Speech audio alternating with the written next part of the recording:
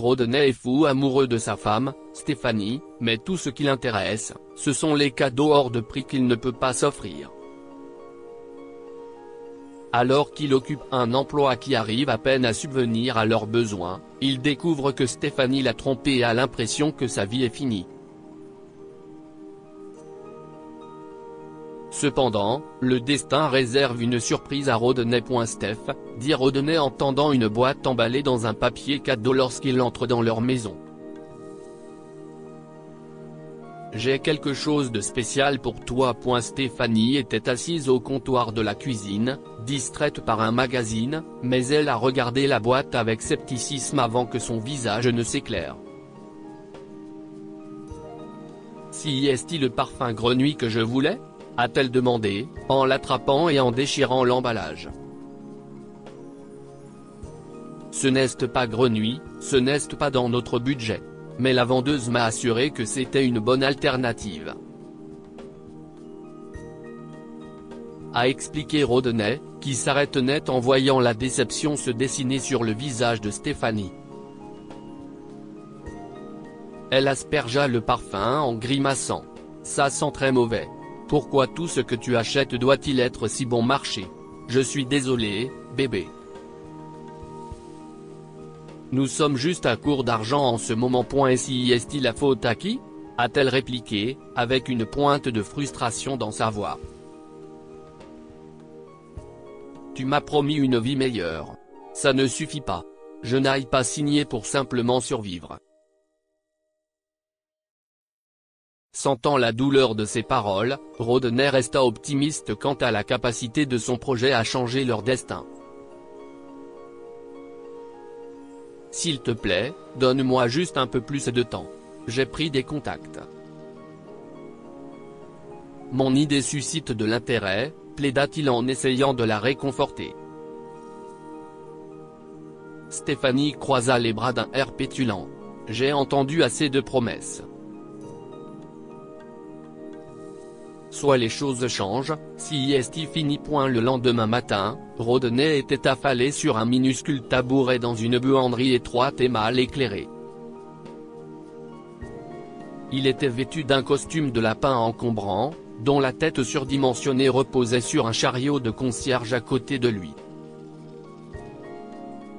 Sa dispute avec Stephanie traversait ses pensées de façon répétitive, et il ne pouvait s'empêcher de se demander à quel point cela aurait été pire si elle avait su qu'il avait perdu son emploi de bureau. Son patron, le gérant de la pizzeria, interrompit les pensées de Rodney avec urgence. Et, le gars au lapin, ton service a commencé. Il faut qu'on distribue ses prospectus tout de suite. Il attrapa rapidement la tête du lapin. J'arrive tout de suite, dit-il. Le directeur ajouta, n'oublie pas les 5 minutes supplémentaires que tu dois pour ce retard. Rodney, maintenant entièrement costumé, fit face à la place animée de la ville. Sa tentative de distribution de prospectus se heurta à l'indifférence et aux moqueries. Un couple le congédia, une femme rejeta carrément son offre et des adolescents le ridiculisèrent, l'un d'eux dispersant agressivement ses tracts. Alors que Rodney rassemblait les prospectus éparpillés, la voix de Stephanie, remplie d'excitation, lui parvint. « Oh, quel lapin mignon ! Prenons une photo avec lui, Marc, dit-elle, son ton enjoué et familier. » Mais il resta immobile alors qu'elle s'approchait accompagnée d'un homme bien habillé et posait avec lui pour un selfie. Rodney joua le jeu, heureux que le costume dissimule son état de choc. Mais il lui a été presque impossible de contenir ses émotions lorsque Stephanie et cet homme ont commencé à parler de leur liaison. Ils avaient également prévu de quitter leur partenaire actuel. Rodney leur a tendu un prospectus presque robotiquement, mais Marc l'a écarté en lui proposant de l'argent, ce qui n'a fait qu'aggraver son humiliation. Ils se sont éloignés en se moquant de Rodney et en riant du fait qu'aucun de leurs conjoints n'avait encore découvert la vérité. En quête de réconfort, Rodney est entré dans un café local. À l'intérieur, la discussion animée d'un groupe de plusieurs entrepreneurs a attiré son attention. Soudain, l'un d'entre eux s'exclama : « Ça y est, les gars. Nous sommes sur le point de faire quelque chose de grand. Notre travail acharné va enfin porter ses fruits. Travailler dur ? Vous pensez être les seuls à travailler dur ?» Les paroles de Rodney, brutes et pleines d'angoisse, réduisirent la pièce au silence. « Regardez-moi. Jour après jour, je me démène pour un rêve qui me glisse entre les doigts. Vous êtes assis ici dans votre petite bulle, pensant que le succès est juste au coin de la rue. Réveillez-vous. Le monde ne fonctionne pas comme ça. Tout le monde le dévisageait, mais tout le monde est resté silencieux jusqu'à ce que la serveuse du café, ferme mais sympathique, lui a demandé de partir. Dehors, le faux pas de Rodney dans une flaque de boue a encore sali son costume et sa journée. Il a ensuite reçu une énorme réprimande et une déduction de son salaire de la journée pour les frais de nettoyage à sec. Il marcha, presque sans but, dans le parc sombre et solennel, pensant à sa femme matérialiste et infidèle alors qu'il s'asseyait sur un banc sale. Si est-il là que Rodney reçut un appel inattendu. La voix au bout du fil était vive et professionnelle. « Bonjour, Rodney. Je vous appelle de la part de Technoventure Capital. Nous avons examiné votre projet d'entreprise et nous sommes intéressés. Pouvons-nous convenir d'un rendez-vous pour en discuter plus en détail ? » « Oui, bien sûr », s'exclama-t-il en souriant pour la première fois de la journée. « Je suis disponible à tout moment. Demain serait parfait pour moi. Super, rencontrons-nous à notre bureau, à 10h du matin. Nous avons hâte de discuter de votre projet plus en détail, lui a répondu son interlocuteur. Soudain, le parc autour de lui semblait étinceler de la promesse d'un nouveau départ. Mais les pensées de Stéphanie ont assombri son nouvel optimisme. Il s'est rendu compte à quel point il voyait l'amour différemment, et il était temps de changer certaines choses. À la maison, Rodney trouva Stéphanie absorbée par la télévision, convoitant ce que les gens à l'écran faisaient semblant d'avoir. Il lui a offert un chèque cadeau pour le parfum coûteux qu'elle convoitait, ce qui a suscité son intérêt momentanément. « Si est-il pour moi ? Dit-elle d'une voix douce. J'ai trouvé un investisseur pour mon projet, révéla Rodney en tenant le chèque cadeau hors de sa portée pendant une seconde. Vraiment ? Si est-il super, Rodney, dit-elle, un froncement de sourcils confus plissant son front alors qu'elle essayait de prendre le chèque cadeau une fois de plus. Je suis vraiment contente pour toi. Il lui a demandé où elle avait été.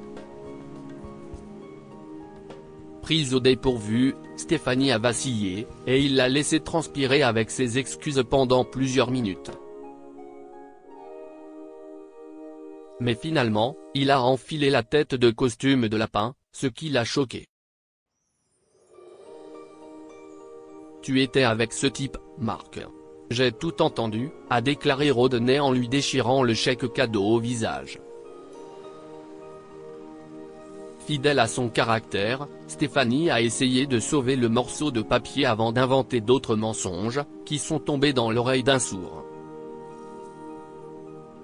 Rodney avait peut-être été aveuglé par l'amour une fois, mais toute sa perspective avait changé en une seule journée. « Arrête de mentir. Il n'y a plus rien à dire », a-t-il conclu. « Je pensais que nous avions quelque chose de réel. Je me suis trompé. Tout ce qui t'intéresse, si est-il l'argent. Au cas où tu ne l'aurais pas remarqué, l'argent est important. aboya Stéphanie, sa supplication se transformant en indignation. Tu n'es rien sans moi. Je suis resté par pitié. Tu vas le regretter. Je n'ai pas besoin de ta pitié. Si est fini, déclara Rodney, la voix teintée de tristesse mais ferme dans sa décision. Puis il la regardait partir en claquant la porte. Le lendemain, Rodney était rempli d'une anticipation nerveuse lorsqu'il entra dans le bureau épuré de ses investisseurs potentiels. Parmi eux se trouvait Mark, ce qui arrêta Rodney dans son élan. Son attitude professionnelle a vacillé. Vous. Rodney a pointé du doigt l'amant de sa femme, incapable de contenir son choc. Vous avez ruiné ma vie.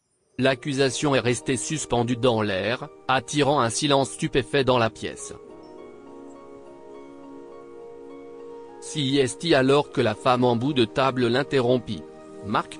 De quoi parle-t-il ? Sa voix était tranchante, son regard perçant. Rodney s'est empressé de dire la vérité.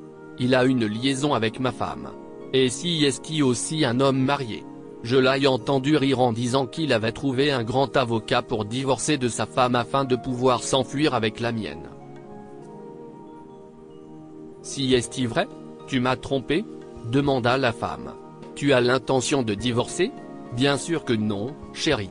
A répondu Mark, une note suppliante dans la voix. Cet homme est fou. La femme a plissé sa bouche en une fine ligne et a secoué la tête.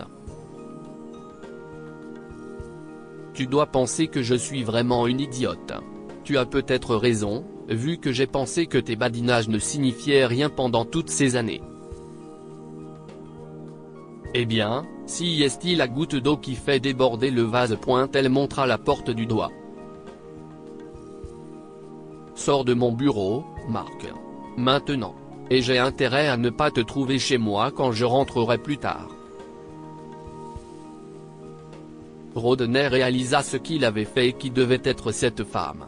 Il s'est excusé, prêt à partir avec ses espoirs anéantis. Cependant, elle l'arrêta. Ne partez pas. Je m'appelle Melissa, et nous sommes ici pour faire des affaires. Voyons votre présentation, dit-elle, avec une attitude sans état d'âme. Il a acquiescé, livrant sa présentation avec passion et clarté. Les investisseurs, touchés par son dévouement et sa résilience, ont examiné sa proposition sur le fond. Rodney et Melissa se sont serrés la main après que les autres ont quitté la salle de conférence. Il apprit que Melissa n'était pas seulement la femme de Mark, mais la directrice de la société d'investissement, et cette poignée de main fut ressentie comme un nouveau départ. La vie nous réserve des surprises, a déclaré Melissa. Mais la façon dont nous réagissons nous définit. Je dois appeler mon avocat pour divorcer. Rodney acquiesça et se sentit plus léger en quittant le bureau, plein d'espoir pour son avenir. Un an plus tard. Rodney marchait dans la ville animée, dans un costume impeccable et avec la prestance d'un homme confiant dans sa réussite. Soudain, il aperçut Stéphanie avec une poussette. « Stéphanie », dit-il, surpris. « Rodney », a-t-elle répondu en ajustant maladroitement la poussette. « Mark et toi avez eu un bébé ?» a demandé Rodney, en regardant la poussette. « Non, ce n'est pas vraiment ça », a dit Stéphanie en baissant les yeux. « Mark m'a quitté et j'ai perdu mon travail. Je suis nounou maintenant. » Il ne ressentait aucune joie à la voir en difficulté. « J'espère que les choses vont s'améliorer pour toi, » lui dit-il sincèrement. « Merci, Rodney. Je suis heureuse de ta réussite, » a déclaré Stéphanie. Rodney a partagé un peu de la réussite de son projet. Puis Stéphanie a hésité à lancer, « Rodney, penses-tu qu'il y aura un jour une chance pour nous ?» Sa question a été interrompue par la sonnerie du téléphone de Rodney. « Salut, mon amour », répondit-il chaleureusement. « Je suis sur le chemin du retour. J'ai hâte de te voir. » Stéphanie s'est arrêtée, baissant les yeux sur ses chaussures. Après l'appel, Rodney a dit, « Je dois y aller. Ma femme m'attend. Prends soin de toi, Stéphanie. » Toi aussi, Rodney, lui a-t-elle répondu en chuchotant. Tandis que Rodney s'éloignait, concentré sur son avenir, Stéphanie poussait la poussette sur le trottoir. Hélas, leur chemin ne se croiserait plus jamais. Dites-nous ce que vous pensez de cette histoire, et partagez-la avec vos amis. Elle pourrait les inspirer et égayer leur journée.